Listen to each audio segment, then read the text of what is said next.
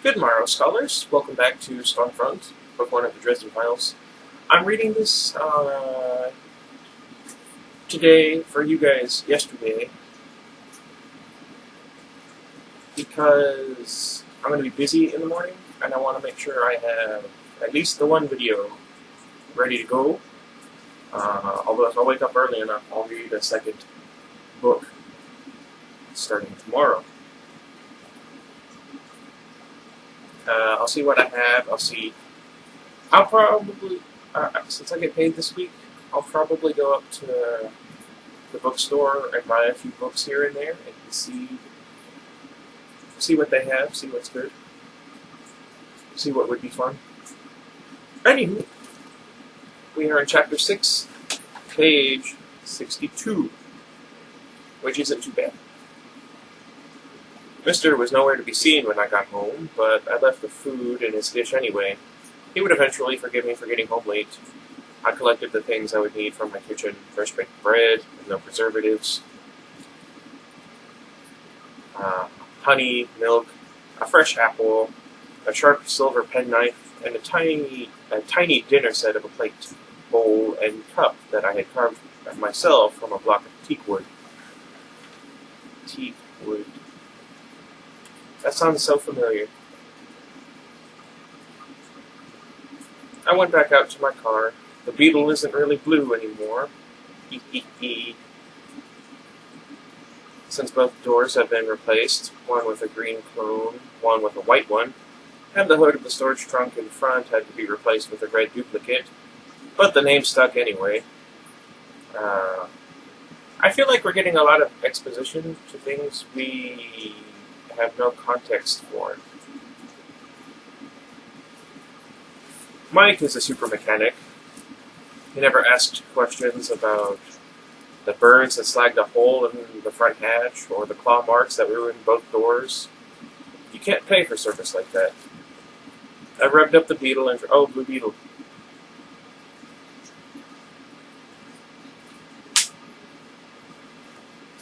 And drove down I-94 around the shore of Lake Michigan, crossing through Indiana briefly, and then crossing over the state line into Michigan itself. Lake Providence is an expensive, high-class community with big houses and sprawling estates. It isn't cheap to own land there. Victor Sells must have been doing well in his former position at Silver Cove to afford a place out that way. I think this might be some of the stuff that the author got wrong in terms of geography.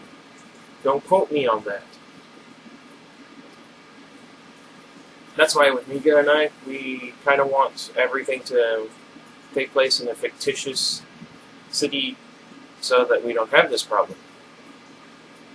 Anyway. My chest hurts. The Lakeshore Drive wound in and out among thick, tall trees and rolling hills down to the shore.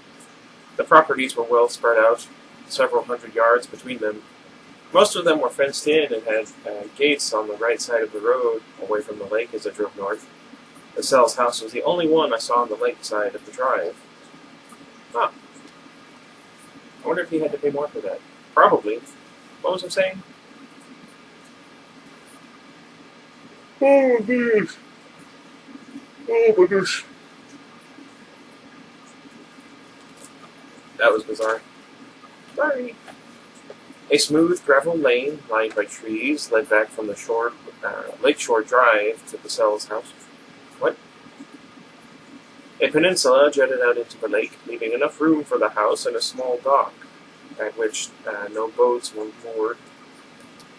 The house was not a large one, by the standards of the rest of the Lake Providence community. Built on 2 levels, it was a very modern dwelling, a lot of glass and wood that was made to look like something more synthetic than wood, by the way. It had been smooth and cut and polished. The drive curved around to the back of the house, where a driveway big enough to host a 5-on-5 game of basketball around the backboard erected to one side was overlooked by a wooden deck leading off the second level of the house. What? I drove the Blue Beetle around to the back of the house and parked there. It's a superhero from DC Comics. I think that's hilarious. Also, in one of the books in the Song of Ice and Fire series, I forget which one it is. I want to say a Clash of Kings. Uh, two two houses with their emblems are mentioned, but they're not named. I don't think. One of them, their sigil is a green lantern, and another one is a blue beetle. Now, George R. R. Martin worked on a series called Wild Cards. I don't think, a major part of it now, but he does collaborate with the authors of the individual books. So, anyway, Wild Cards is this. It's kind of like what we're doing, me and Miga, in that it's a book with superheroes, like it's a novel, or it's a series of novels, but they read very differently.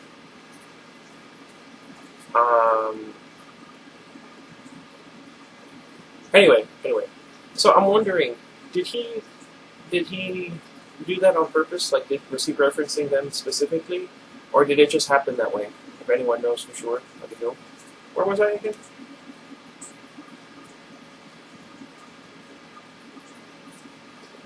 My ingredients were in the black nylon backpack, and I picked that up and brought it with me as I got out of the car and stretched my legs.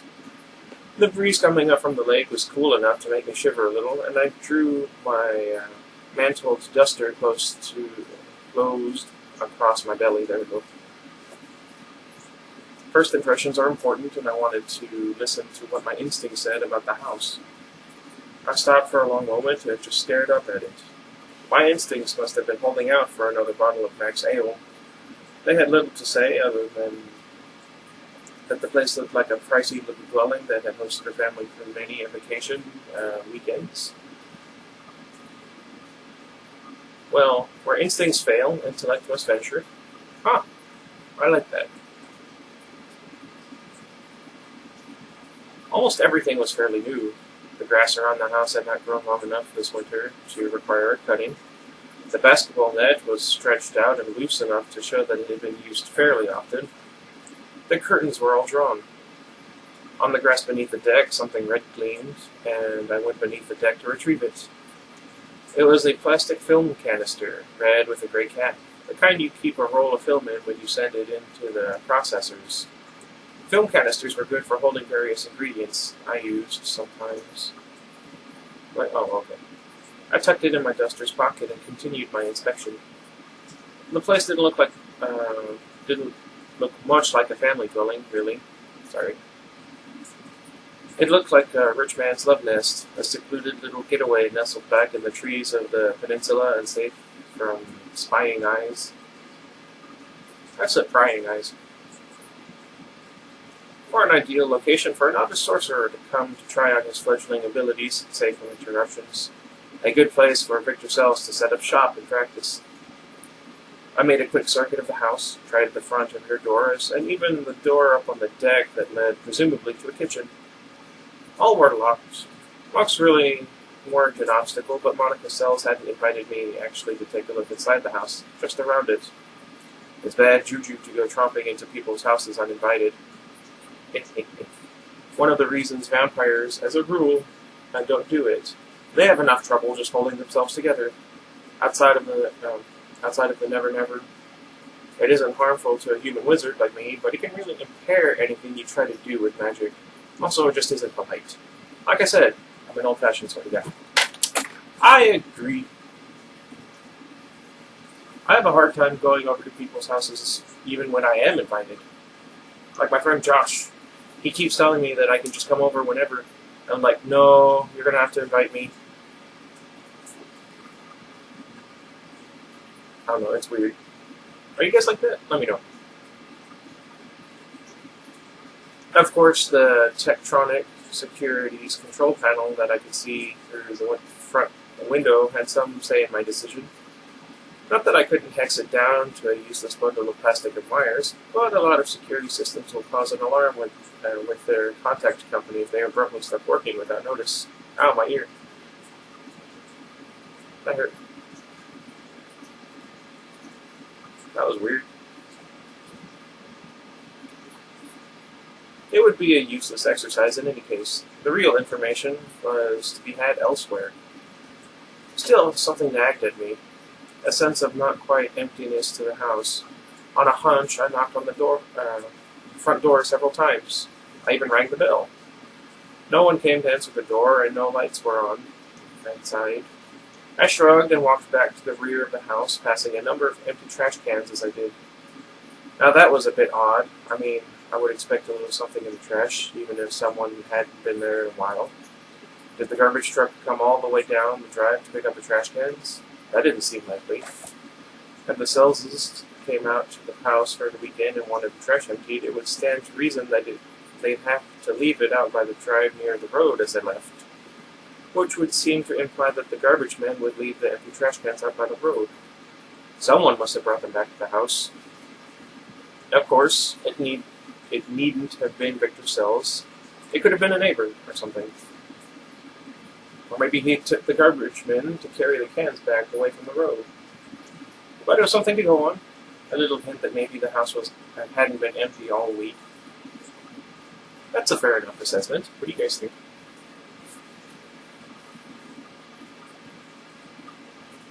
Probably. I left the house behind me and walked out toward the lake. The night was breezy but clear. There we go. I don't know what's going on with me. The night was breezy but clear and a bit cool. The tall old trees creaked and groaned beneath the wind. It was still early for the mosquitoes to be too bad. The moon was waxing toward full overhead, with the occasional cloud slipping past her like a gauzy veil. It was a perfect night for catching fairies. Oh, here fairies are spelled with an E after the A. I swept an area of dirt not far from the lake shore, clear of leaves and sticks, and took the silver knife from the backpack. Using the handle, I drew a circle in the earth, then covered it up with leaves and sticks again, making the location of the circle's perimeter in my head. I was careful to focus in concentration on the circle without actually letting any power slip into it and spoil the trap. Then, working carefully, I prepared the bait by setting out the little cup and bowl. I poured a thimbleful of milk into the cup and daubed the bowl full of honey from the little plastic bear in my backpack. Oh yeah, I've never liked honey though. Then I tore a piece of bread from the loaf I had brought with me and pricked my thumb with the knife.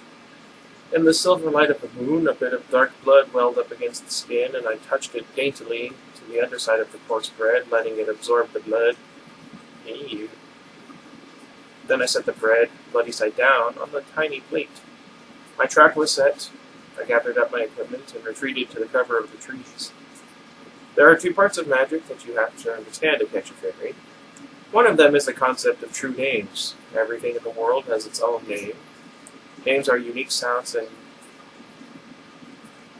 cadences, of words that are attached to one specific individual, sort of like a kind of theme music. If you know something's name, you can associate yourself with it in a magical sense. In almost the same way a wizard can reach out and touch someone if he possesses a lock of their hair, or fingernail clippings, or blood. If you know something's name, you can create a magical link to it, just as you can call someone up and talk to them if you know their phone number. That's a good way to put it. Just knowing the name isn't good enough, though. You have to know exactly how to say it. Sorry.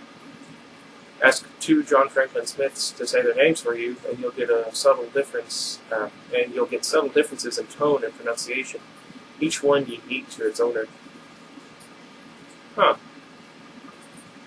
Makes sense.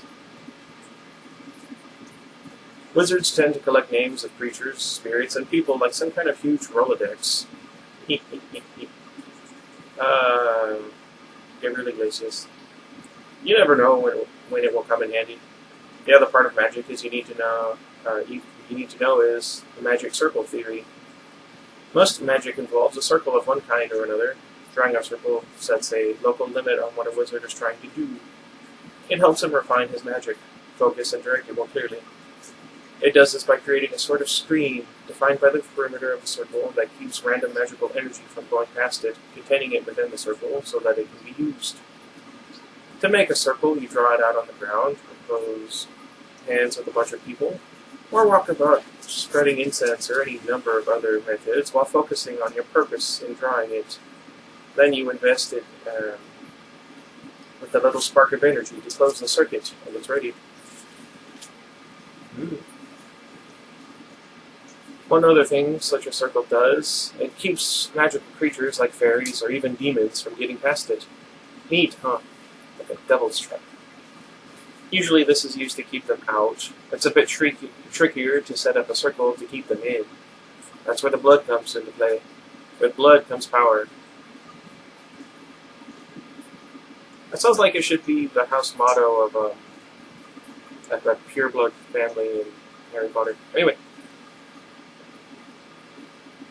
If you take in some of someone else's blood, there's a metaphysical significance to it. A sort of energy. It's minuscule if you aren't really trying to get energy that way, the way vampires do, but it's enough to close the circle. Now you know how it's done, but I don't recommend that you try it at home. You don't know what to do when something goes wrong. I retreated to the trees and called the name of the particular fairy I wanted. It was a rolling series of syllables, quite beautiful, really, especially since the fairy went by the name of Toot Toot every time I'd encountered him before. Clover! Is that Clover? Boots! Check it out. Piggy! Never mind. I pushed my will out along with the name, just made it a call, something that would be subtle enough to make him wander this way of his own accord. Or at least, that was the theory. What was his name? So is he aware that he's narrating a book? Please, do you think wizards just give information like that away? You don't know what I went through to get it. About 10 minutes later, Toot came flickering in over the water of Lake Michigan.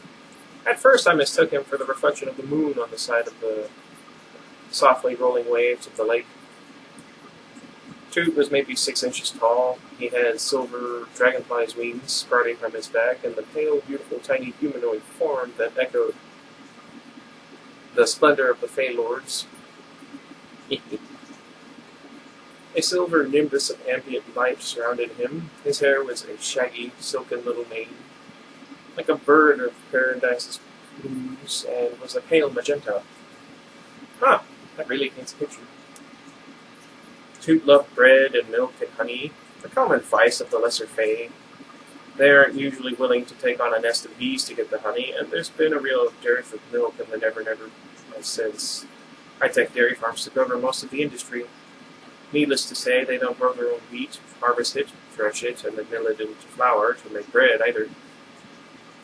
Toot alighted on the ground with caution, scanning around the trees. He didn't see me. I saw him wipe at his mouth and walk in a slow circle around the miniature dining set, one hand rubbing greedily at his stomach. Once he took the bread and closed the circle, I might be able to bargain information for his release. Toot was a lesser spirit in the area, sort of a dock worker of the Never Never. If anyone had seen anything of Victor Sells, Toot would have, or would know someone who had. Toot gathered for a while, fluttering back and forth around the meal, but slowly getting closer. Fairies and honey, moths and flame. Oh, we read this already. Moths and flame. Toot had fallen for this several times before, and it wasn't in the nature of the Fae to keep memories for very long, or to change their essential natures. All the same, I held my breath. The fairy finally hunkered down, picked up the bread, dipped it in the honey, then greedily gobbled it down. The circle closed with a little snap that occurred just at the edge of my hearing. Its effect on Toot was immediate. He screamed a shrill little scream, like a trapped rabbit, and took off toward the lake in a buzzing flurry of wings. At the perimeter of the circle, he smacked into something as solid as a brick wall, and a little puff of silver motes exploded out from him in a cloud. Sorry. Toot grunted and fell onto his little fairy behind on the earth. What would a fairy sound like? Oh well, I should have known, he exclaimed, as I forgot what voice I used the first time. Oh well, as I perched from the trees. His voice was high-pitched, but more like a little kid's than the exaggerated kind of fairy voices I'd heard in cartoons. Now I remember where I've seen those plates before. You ugly, sneaky, ham-handed, big-nosed, flat-footed mortal worm. I'm still flat-footed. Hiya, Toot, I told him. Do you remember our deal from last time, or do we need to go over it again? Toot glared defiantly up at me and stomped his foot on the ground. Oh, goodness. More silver fairy dust puffed out from the impact. Release me, he demanded, or I will tell the Queen. If I don't release you, I pointed out, you can't tell the Queen. And you know just as well as I do what she would say about any dewdrop fairy who was silly enough to get himself caught with a lure of bread, milk, and honey. Toot crossed his arms defiantly over his chest. Defiantly. I warn you, mortal, release me now, or you will feel the awful, terrible, irresistible might of the fairy magic here. Okay. I will rot your teeth from your head, take your eyes from their sockets, fill your mouth with dung, and your ears with worms. That sounds disgusting. Hit me with your best shot, I told him. After that, we can talk about what you need to do to get out of the circle. I had called his bluff. I always did, but he probably wouldn't remember the details very well. If you live a few hundred years, you tend to forget the little things. That makes sense. Toots insulted and picked up a little spray of dirt with one tiny foot. You could at least pretend to be afraid, Harry. Sorry, Toot, I don't have the time. Time, Toot complained. Is that all you mortals ever think about? Everyone's complaining about time. The whole city rushes left and right, screaming, being late and honking horns. You people used to have it right, you know. Huh. I bore the lecture with good nature. Toot could never keep his mind on the same subject long enough to be really trying, in any case. Why, I remember the folk who lived here before you pale, wheezy guys came in, and they never complained about ulcers or... Wait a minute. Is he talking about the Native Americans? You people? Does he mean white people? Do I want to say that's racist? Speciesist? I don't know. Toot's eyes wandered to the bread and milk and honey again and glinted. He sauntered that way, then snatched the remaining bread, sopping up all the honey with it and eating it with greedy, bird-like motions. This is good stuff, Harry. None of that funny stuff in it that we get sometimes. Preservatives, I told him. Whatever. Toot drank down the milk tube in a long pull, then promptly fell down on his back, patting at his rounded tummy. All right, he said. Now let me out. Not yet, Toot. I need something first. Toot scowled up at me. You wizards, always needing something. I really could do the thing with the dung, you know. He stood up and folded his arms haughtily over his chest, looking up at me as though I weren't a dozen times taller than he. Very well, he said, his tone lofty. I have deemed to grant you a single request of some small nature for the generous gift of your cuisine. I worked to keep a straight face. That's very kind of you. Toot sniffed and somehow managed to look down his little hook nose at me. It is my nature to be both benevolent and wise. I'm so glad I said that right. Did I? I don't even know now. Curses, self-doubt. I nodded as though this were a very great. I would, huh? Wisdom. Uh-huh. Look, Toot. I need to know if you were around this place for the past few nights, or know of someone who was. I'm looking for someone, and maybe he came here. And if I tell you, Toot said, I take it you will disassemble the circle which has, by some odd coincidence, no doubt, made its way around me. It would only be reasonable, I said, all seriousness. Toot seemed to consider it, as though he might be inclined not to cooperate, then nodded. Very well, you will have the information as you wish. Release me. I narrowed my eyes. Are you sure? Do you promise? Toot stamped his foot and the foot again. Right, my chest. Scattering more silver dust motes. Harry, you're ruining the drama. I folded my arms. I want to hear you promise. Toot threw up his hands. Fine, fine, fine. I promise, I promise, I promise. I'll dig up what you want to know. He started to buzz about the circle in great agitation, wings lifting him easily into the air. Let me out, let me out. A promise thrice made is as close to absolute truth as you can get from a fairy. I went quickly to the circle and scuffed over the line drawn in the dirt with my foot, willing the circle to part. It did, with a little hiss of released energy. Toot streaked out over Lake Michigan's waters again, a miniature silver comet, and vanished in a twinkling, just like Santa Claus. Though I should say that Santa is a much bigger and more powerful fairy than Toot. And I don't know his true name anyway. You'd never see me trying to nab St. Nick in a magic circle. Even if I did, I don't think anyone has stones that big. What? I waited around. Wait, so is that his real?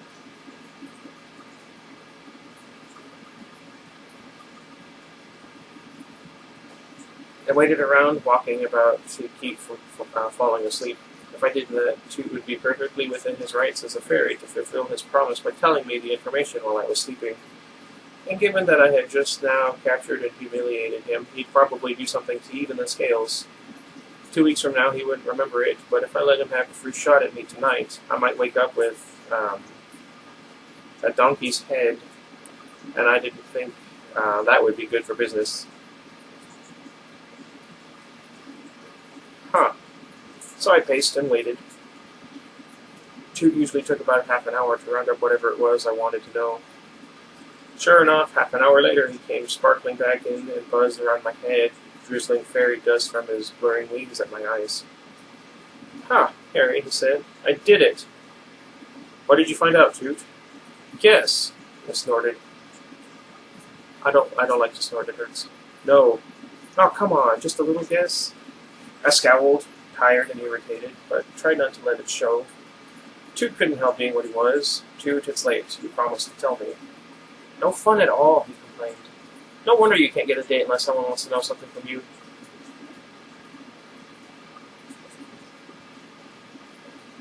I blinked at him, and he chortled in glee. Chortled. Ha, I love it. We're watching you, Harry Dresden. Now that was disconcerting.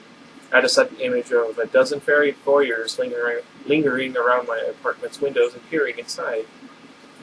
I'd have to take precautions to make sure they couldn't do that. Not that I was afraid of them or anything, just in case. Just tell me, Toot, I sighed.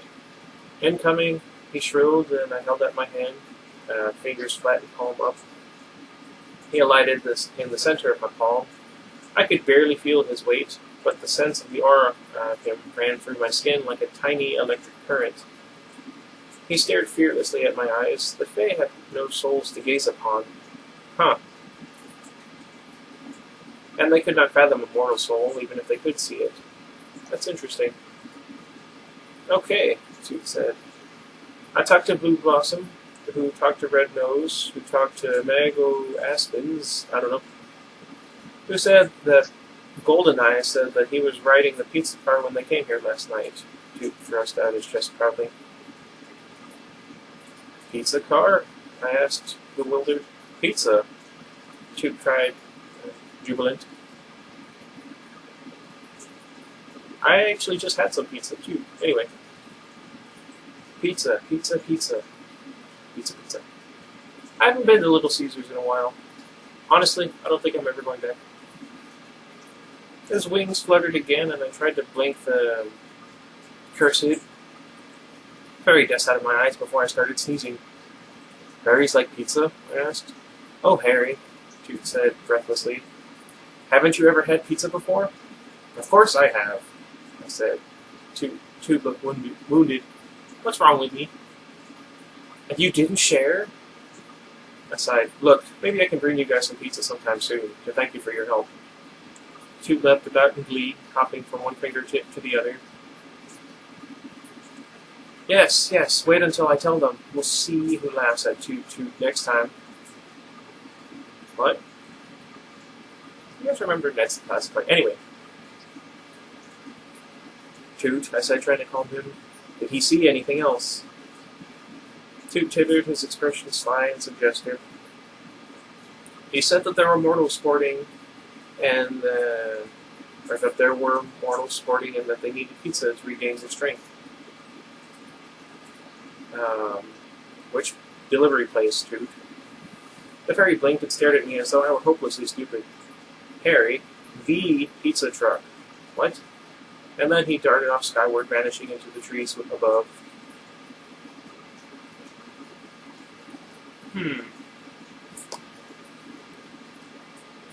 I sighed and nodded. Toot wouldn't know the difference between Domino's and Pizza Hut. He had no frame of reference and couldn't read.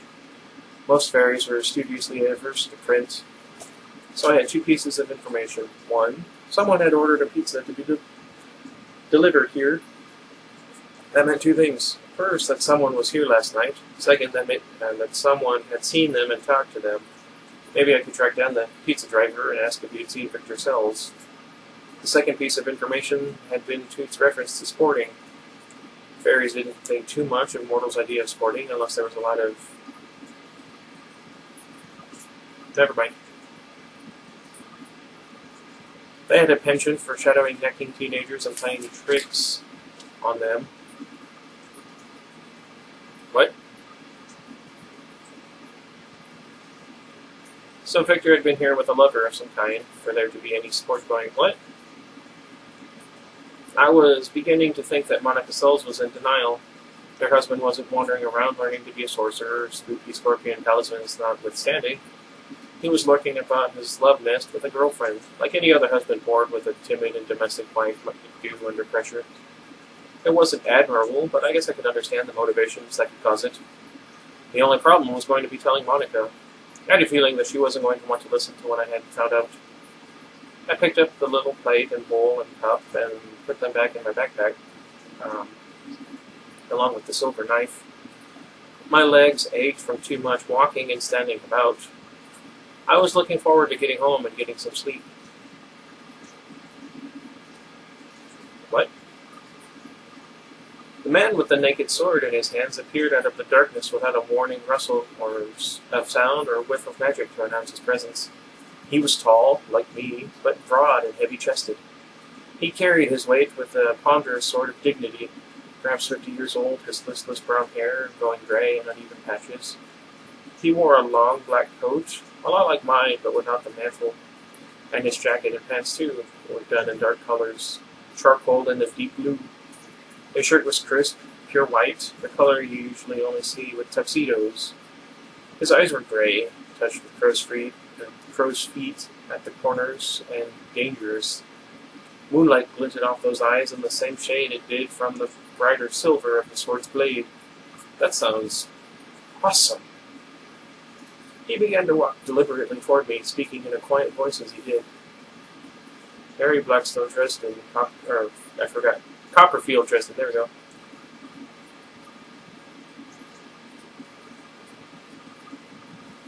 Huh.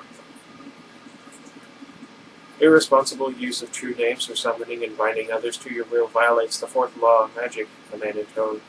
I remind you that you are under the doom of Damocles, and no further violations of the laws will be tolerated. The sentence for further violation is death, by the sword, to be carried out at once. Okay, well, that was a lot of fun. I wonder how long is it? Wow, the next chapter is really short. Okay, what was I going to say? I don't know. That was a really long chapter. I'm glad I read it today when I had the time. I'm going to go ahead and keep working out. And you guys enjoy the rest of your day, which will, from my point of view, is tomorrow. And hopefully I'll have a good day at work today, which is yesterday. Until next time, goodbye everybody. What was I going to do? Oh yeah, workout.